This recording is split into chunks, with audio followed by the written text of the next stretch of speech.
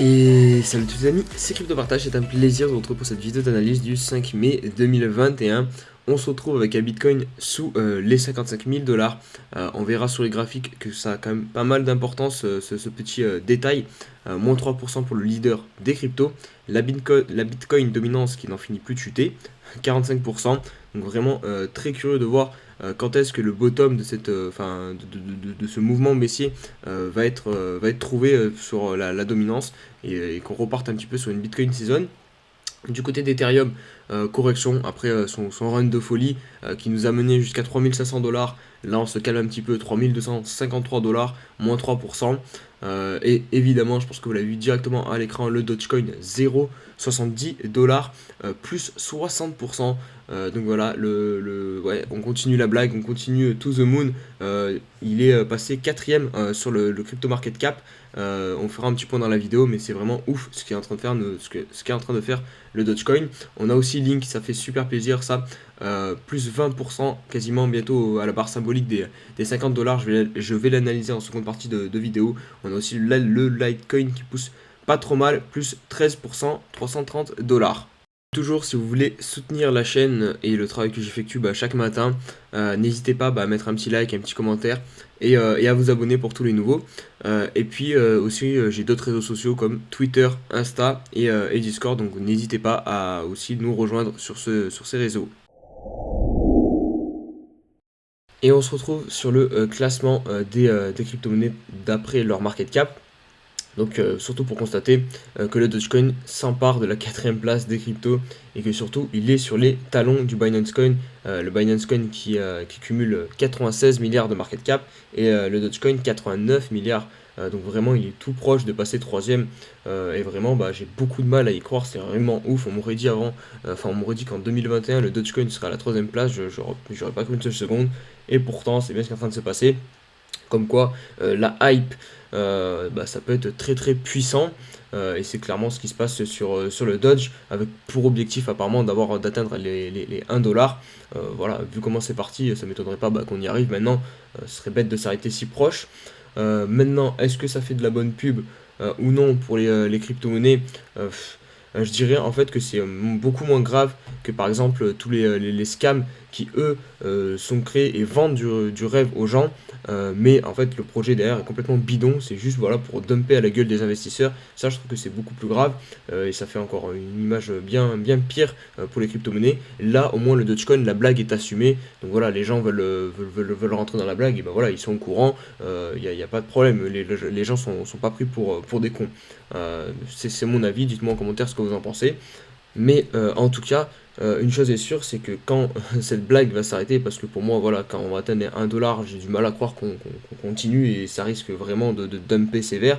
Et ben on va avoir quand même pas mal d'argent qui va potentiellement se déverser sur d'autres crypto-monnaies, puisque généralement quand on est investi dans les cryptos, voilà, on sort pas comme ça, on sort pas aussi facilement, on a envie d'aller investir ailleurs, et si on a 90 milliards qui viennent s'ajouter sur une crypto ou sur plusieurs cryptos, ça pourrait faire du bien. Donc voilà, on va attendre, voir jusqu'où continue cette blague, jusqu'où on continue de monter. Mais ouais, je pense que les 1 dollar, ça sera clairement la grosse zone de turbulence. Cryptodidacte qui nous partage un graphique qui va dans le sens qu'on semblerait être au milieu du bull run pour ce cycle-ci. Vous voyez, hop, ici, il identifie cette zone-ci. Pour lui, ça ressemble à cette zone-ci et à cette zone-ci qu'on a connue en 2013, juste en fait la zone avant la dernière poussée, la plus grosse sur le bull run, la plus euphorique. Et personnellement, c'est aussi le scénario que je partage. Je pense que voilà, on est vraiment entre le milieu et les deux tiers du bull run. Il nous reste une grosse phase qui va être très parabolique sur les crypto-monnaies et sur le Bitcoin. Et là, sur cet indicateur, du coup, le Realized Hold Ratio, on voit que dès qu'on arrive dans la partie rouge, à chaque fois, on trouve le top d'un bull run. Donc, il faudra évidemment surveiller ce genre d'indicateur. Yannette Yellen, je crois qu'elle est secrétaire au Trésor US, considère qu'il faudrait une hausse des taux pour éviter une surchauffe de l'économie. Donc ça, évidemment, c'est le genre de news qu'on n'aime pas trop pour nos crypto-monnaies. puisque évidemment ça perturbe le marché US, le marché classique, et vu que on est pas mal corrélé en fait sur les crypto-monnaies, ça pourrait induire une baisse. Donc c'est toujours un petit peu comment dire, le fil rouge, le truc qu'il faut surveiller, avec notamment si le dollar prend de la valeur ou perd de la valeur, et évidemment ça influe sur les crypto-monnaies. Donc c'est ce genre de news, il faut faire attention. Bon, pour l'instant, les États-Unis continuent d'imprimer des billets et de maintenir leur politique, de faire gonfler les marchés, quoi, tout simplement. Mais il faut se méfier, à tout moment, ça pourrait s'arrêter. Donc voilà, on va essayer de garder un petit œil sur ces marchés US. Un projet crypto français que je trouve vraiment très intéressant, j'ai été clairement séduit par ce projet. Donc c'est Civic Power. Donc c'est tout simplement un projet qui veut permettre au peuple, aux populations, aux citoyens, de pouvoir voter de manière plus décentralisée et plus rapide, puisqu'on utiliserait de la blockchain pour effectuer les votes. Par exemple, ça permettrait aussi, parce que souvent dans les votes, il y a peu de personnes qui se déplacent dans les bureaux de vote maintenant. Voilà, vous avez la stat, 46% des Français ont voté aux dernières élections législatives, et de pouvoir voter à partir de son portable ou de son ordinateur, je pense que ça permettrait à un plus grand nombre de voter, et ça serait beaucoup moins contraignant, et c'est ce que veut faire ce projet, puisque voilà, grâce à une application notamment, on pourrait voter, et surtout il y aurait derrière de la sécurité, puisque c'est la blockchain qui garantirait cela. Ils promettent aussi du coup un coût pour l'État très faible de revient de cette opération. Ça réduirait en gros de passer à 3 à 7 euros en général par votant quand l'État fait voter de manière physique, donc dans des bureaux de vote. Là, on passerait à un coût de 2 euros. Donc évidemment, ça ferait plaisir aussi sur les finances. Donc vraiment, je trouve l'innovation pas mal du tout. N'hésitez pas à aller vous renseigner de votre côté, de pousser un peu plus, voir si ça peut vous plaire, parce qu'ils vont lancer, il me semble ils vont lancer une ICO, voilà, l'ICO est imminente. Il y aura un token, donc le Power, ça sera un token ERC20. Donc vraiment, je pense que c'est un projet à suivre. Je vais essayer de faire mes recherches de mon côté, et de vous partager un petit peu l'évolution du projet sur la chaîne, mais vraiment je trouve ça très intéressant. Il y a un très bel article là du coup sur le journal du coin, vraiment très complet. N'hésitez pas à aller le check. Allez, on se retrouve pour l'analyse du Bitcoin. Voilà, petite dégringolade depuis ce top là à court terme qu'on a trouvé sous les 60 000 dollars. Voilà, je vous l'avais dit qu'ici on allait forcément se faire rejeter, je pense. Enfin, en tout cas, c'était mon avis. Donc on se fait rejeter, on perd même carrément le canal qu'on tenait depuis tout le début de cette reprise haussière, avec cette mèche notamment à 46 000 dollars. Maintenant, ce qui va être intéressant de voir, c'est jusqu'où on va descendre, jusqu'où va aller cette petite correction. Pour le moment, on trouve les supports qui sont très très pertinents. Celui-ci, évidemment, à 53 000 dollars, qui fait parfaitement office de support. On vient clôturer dessus. D'ailleurs, on fait une bougie d'avalement haussière, regardez, entière. On récupère tout le mouvement fait lors des 4 dernières heures. Donc ça, c'est intéressant. C'est peut-être une figure qui annonce un retournement en général. Mais bon, pour le moment, on n'a toujours pas cassé la trend baissière, parce qu'ici il y a la pression baissière, hop, le cours est plongé vers le bas, donc il faudrait déjà réussir à casser cette trend pour avoir aussi un autre signal de retournement. Mais en tout cas, voilà, ça peut être intéressant de payer ce support. Ici, évidemment, toutes les retracements du Bitcoin et qu'on tombe sur support, c'est intéressant de les payer. Autre petit détail, voilà, au niveau de la baisse, on a eu quand même des volumes. Ça a été bien porté par les vendeurs. Maintenant, ça se calme un petit peu, donc ça aussi c'est bon signe. Et au niveau du MACD, bon, pas plus de choses à dire. Pour le moment, on est toujours bear. On va passer sur le daily. Attends, je me suis trompé, là c'est le weekly. Hop. Alors, le daily, je retire les volumes pour qu'on y voit un peu plus clair. Le daily, on est repassé. Voilà, c'est ça qui m'inquiétait un peu plus. Je vous ai dit dans notre vidéo, les 55 000 dollars, on est passé dessous, mais surtout on a clôturé en dessous. On est venu faire même un pullback ici, et ça, c'est pas bon signe quand même, parce que c'était un gros support, un niveau pivot. Clairement, regardez, à chaque fois qu'on le passe, on a une accélération. Là, c'est pareil, mais dans l'autre sens. Donc, on vient se situer maintenant dans cette zone de prix entre 55 000 et 51 000. Et pour moi, je pense que voilà, on va venir revisiter, je pense, cette zone-ci des 51 000. Ça serait clairement pas déconnant. surtout avec peut-être l'euphorie un peu trop présente qui est de retour sur les crypto-monnaies, notamment avec Ethereum et le Dogecoin. Ça serait pas déconnant qu'on vienne calmer un petit peu tout ça en réimprimant une vague de baisse, même si finalement il y a quand même pas mal d'alts qui réussissent à performer quand le Bitcoin corrige en ce moment, mais je pense pas que ça va durer. Donc voilà, un retour ici, ça serait, c'est, je pense, le scénario que j'envisage.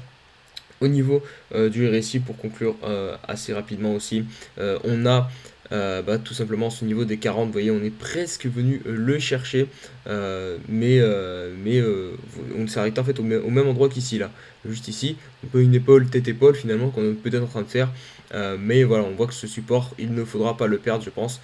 Ça serait un petit peu chaud, sinon on pourrait retourner dans la zone ici, au niveau des 30. Et je pense que si voilà, on vient chercher le niveau des 51 000 $, ça correspondra à une touchette sur ce support. Donc ça serait vraiment parfait. Et c'est le scénario donc que j'envisage.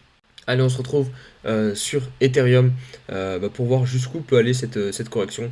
Puisque je pense clairement que le top à 3500 $, il peut durer, il peut tenir pendant un bon petit moment. Enfin, du moins au niveau du court terme, hein, parce que sur le long terme, je vois pas Ethereum à 3500 $, je le vois beaucoup plus haut. Mais à court terme, voilà, je pense qu'on va corriger un petit peu sur Ethereum. Vous voyez que cette oblique est vraiment hyper pertinente, hein, de ce biseau qu'on a cassé. Hop, on est venu la test rapidement ici. Puis là, finalement, on est quand même en train de beaucoup plus la travailler. Attention à ne pas la perdre. Au niveau du RSI, on a marqué une divergence. Je vais vous la représenter. Hop, pour ceux qui la voient pas très bien. Donc ça, voilà, c'est aussi un petit signal baissier. Pareil, le MACD vient juste de croiser Bear. Donc on a quand même pas mal de signaux de retournement de tendance, d'une tendance plutôt baissière, enfin en tout cas d'une correction. Et c'est ce que je pense sur Ethereum. Maintenant, si on se met sur le daily, voilà, pareil, on voit qu'on est aussi sur un gros support maintenant long terme qui était une résistance avant cette oblique qu'on a cassé, hop, et là on est posé dessus. Donc ça serait intéressant quand même de réussir à la garder. Si on pouvait réussir à consolider sur ce niveau de prix, ça serait pas déconnant pour l'Ether. Vous voyez qu'au niveau du RSI, on se maintient tout juste au-dessus de la zone de surachat, ça aussi c'est intéressant de ne pas la perdre. Le MACD est quand même très bien orienté encore, donc pourquoi pas réussir à nous faire une dernière poussée à 4000 $, même si je pense que, voilà, comme je vous l'ai dit il y a quelques instants, le top à 3500 $ pourrait tenir pendant quelques temps avant qu'on reparte sur Ethereum, puisque voilà, comme je vous le dis déjà aussi depuis un bon petit moment, enfin depuis quelques jours, depuis le début de cette hausse là en daily, parce qu'en daily on était quand même sur je sais pas combien de jours, mais vraiment beaucoup de jours de hausse non-stop. Donc voilà, il nous fallait quand même au bout d'un moment se calmer.